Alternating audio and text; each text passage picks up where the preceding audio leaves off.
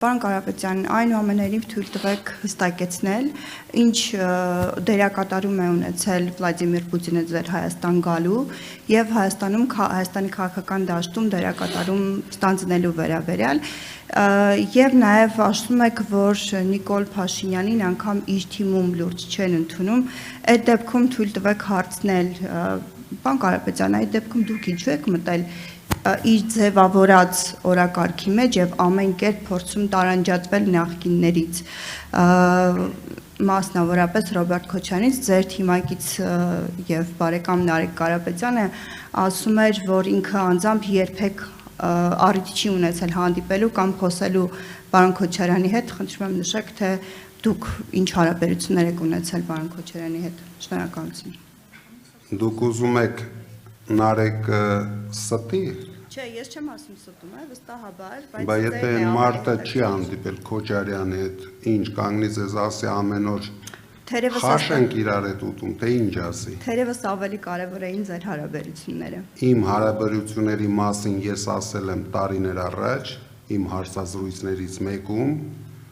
գնահատել եմ Քոչարյանին որպես Հայաստանին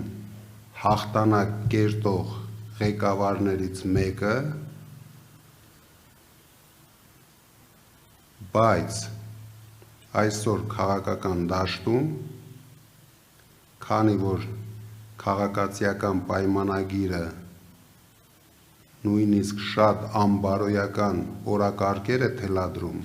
եւ մարդիկ դրան սկսում են հավատալ, դուք գիտեք, չեմ ուզում կրկնվեմ այդ օրակարգերի մասին։ Մտավախությունն եք, որ ձեր բարկանիշը։ Ես մտավախություն ոչ մի բանից չունեմ։ Ես հայտարարում եմ, որ մենք գնում ենք բացարձակ հաղթանակի։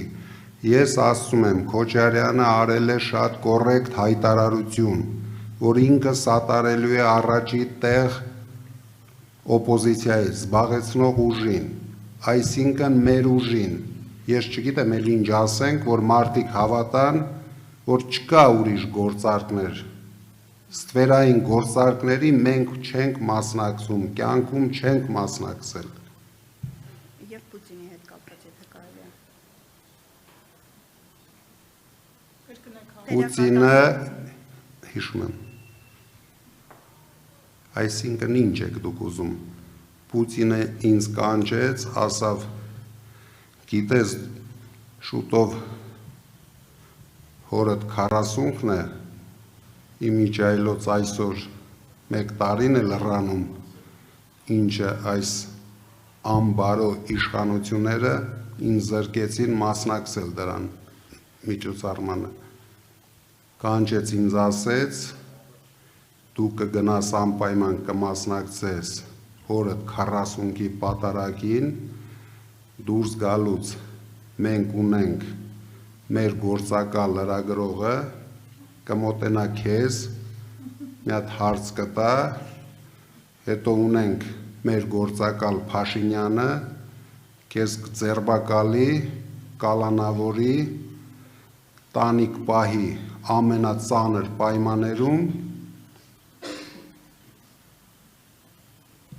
դրանից հետո դու խելքդ գլուխդ կհավաքես, կմտնես քաղաքականության մեջ, կգնաս, կհաղթես։ Եթե դուք այդպես եք պատկերացնում, ես ոչ մի մեկնաբանություն չունեմ։